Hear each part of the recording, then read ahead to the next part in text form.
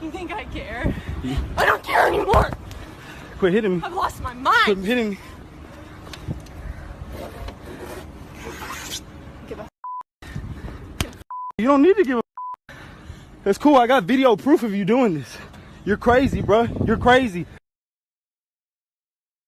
Now that was a very disturbing clip to watch, guys. Obviously, we don't know the full context of why the girlfriend decided to act like that, but just from the surface, it seems she was very upset and angry, maybe trying to get revenge if the boyfriend broke up with her. But whatever the reason, I think it's clear the girlfriend handled the situation atrociously, which is in extreme contrast to how the boyfriend handled it, which I believe he did brilliantly, as I'm about to explain. Two things are going to be covered in this video. One, how to handle these confrontational situations in a relationship in order to protect yourself first and foremost, but also your dignity, your composure, and your future. And two, how you can play the dating game right to avoid getting into relationships with these types of women in the first place. Because after all, prevention is always better than a cure. Let's start by answering the first question. Reviewing the clip again, I want to give a huge level of respect and appreciation to the way the man handled the confrontation. In fact, I don't think he could have handled it better. He stayed calm throughout, watched out for his own safety. All the while, he recorded the violations the girlfriend made. He did not retaliate. Instead, he just let the girlfriend make her own mistakes and let his camera do the work for him so he could later use it as evidence in the aftermath. All of these points are important, but I want to expand a little more on the fact that he did not strike her back. Even though, on paper, he had every right to, seeing as she was the one to throw the first blow. A big misconception people think is that you can lose your dignity as a man if you let a girl strike you and you don't stand up to her. But this couldn't be further from the truth. In reality, there is nothing more cowardly than when a man hits another woman, even if it's in retaliation. The only exception to this is when a woman is armed and threatening you with a weapon, meaning your life is in serious danger. For which, in these cases, in the name of self-defense, it is justified to neutralize the threat. But as for all other situations, when both a man and woman are unarmed, even if she hits you first, you should never retaliate and instead just take the blows, record all the evidence you need, and deal with the outcomes that will go in your favour afterwards. To simplify it, I have 3 reasons for why this will be your optimal response as opposed to escalating the fight. 1. Recording evidence is extremely important. If you don't, this can lead to life-changing consequences, as the vast majority of people, as well as the police and courts, will side with the woman if the fight escalates. This is true even if the woman hits you first and you're in the right. If you and your girlfriend have a fight that she started and you both end up with cuts and bruises, who do you think the court system and the entire world will side with? In a situation without evidence, it comes down to your word against hers. And the public will always side with the woman even if she lies and you tell the truth. Therefore, as long as you don't lay a finger on her and you record evidence, you will be protected and she'll be the one to face the punishments for her actions once you submit the video to higher authorities. 2. It is cowardly to hit a girl even if she started the fight. You can say times have changed now and gender equality is here all you want, but you can't disregard the fact that men have a biological advantage in terms of strength. Therefore, any retaliation on your part automatically becomes an abuse of power. There's nothing to gain from using your superior force. In fact, by escalating, you have everything to lose. You can't even say you can restore your pride because winning a fight you have an inherent advantage in is nothing to be proud of. Here's an example. If 2 rugby teams play a match, one of 18-year-olds and the other of 16-year-olds, it's almost guaranteed the older team will be able to annihilate the younger because they have a biological advantage of having faster, stronger, and more developed bodies. But just because they can doesn't mean they should, and even if they do run away with the game, it won't be anything for them to be proud of because all they did was prove an outcome that was already going to happen. So going back to the relationship fight, it's the same thing. If you retaliate, you'll experience a great deal of shame, both externally and internally. The third and final reason you shouldn't fight back, and this is probably the most important, you prove to yourself as a man that even when you face threats, you're still able to remain calm and stoic.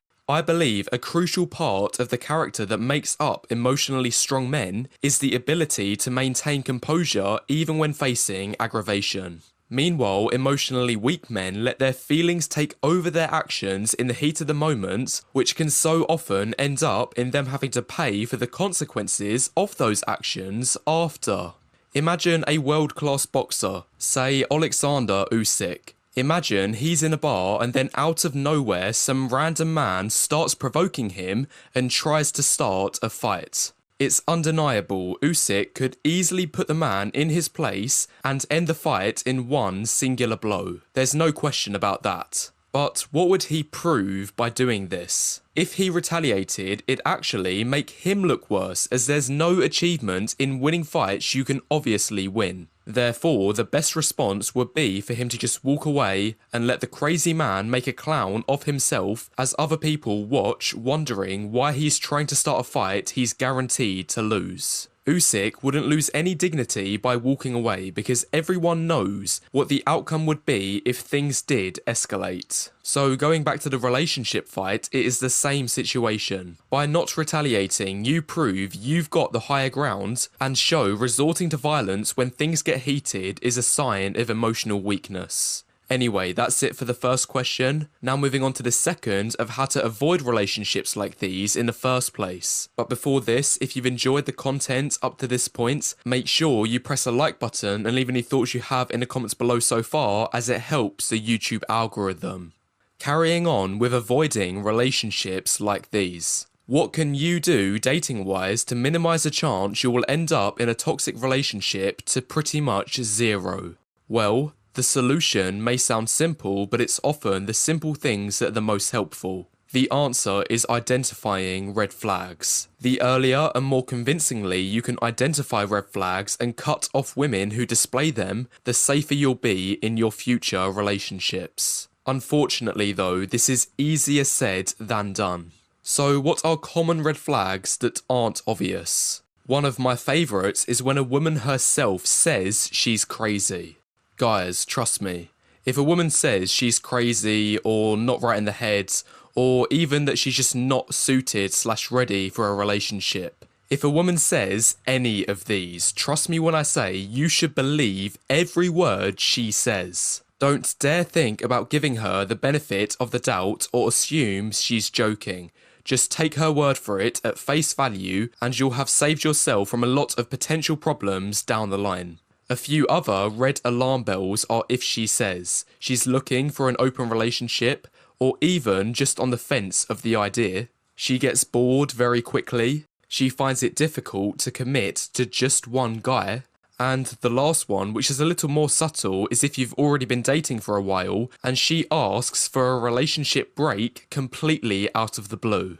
Of these 4 points, I think the middle two are self-explanatory. But I want to elaborate a little more on these two, as I believe they are more likely to be mistaken as okay, when in reality, they often spell out trouble in future.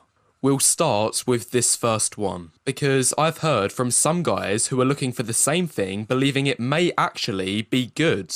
However, I do not agree with this, and have a few reasons to explain. First of all, let's set the record straight on one thing. An open relationship is not a real relationship. Rather, in my opinion, it's much closer to being just very close friends who happen to sleep together, with the only difference between these two things is one has this label of being a relationship in disguise. This might be okay to accept for some people, but this is only the start. The more important point is why I believe it spells trouble. Based on my experience of couples I know who have given it a go, sooner or later it seems, could be a week, a month, a year, One person will eventually get jealous, which serves as the instigator for everything inevitably falling apart. And bearing in mind, in today's dating market, and let's face it, throughout all of human history, it has been far easier for women to get short-term intimacy than men. It puts you as a man in a very vulnerable position if the woman who you're in an open relationship with suddenly decides to go on a sleeping spree just because she's feeling bored. Ask yourself, how would you feel if you're currently in an open relationship with a woman and she has intimacy more times in a week than you could even hope to get in a year? The crux of what I'm getting at is that open relationships are an extremely weak form of commitment. It's a matter of fact, of all my times when I've seen people I know in real life who are in open relationships, not one of them has ever lasted, and I believe the longest any of them has worked out for is about 6 months. So the bottom line is, if you're still considering this as a genuine possibility after all of what I've just said, then the only advice I can give is best of luck to you. How about being told by your girlfriend in a real relationship, not a fake one, that she wants a break? Guys, if anything, this is even worse. If this happens out of the blue, it can only mean one thing. She wants to try date other guys who she's more interested in, and for whatever reason, if these guys don't work out, she'll always have the option to come crawling back to you. This is why it's so pathetic to accept as a man. Firstly, just the fact of being asked in itself should be an obvious sign she's trying to manipulate you and undermine you. But secondly, if you're still dumb enough to accept the offer, even if you're lucky, in the rare case she does come back and does want to get back together after a couple months apart. Even if this happens, don't for 1 second delude yourself into thinking, "Ha, I knew she would eventually come back. This shows how awesome I am and proves how much she needs me." Guys, pure cope. If a girl has already walked out on you once for no apparent reason, then it'll only be a matter of time until she will do it again. In her eyes, she sees you as merely a placeholder in her dating life, who can provide temporary comfort until a better option comes along.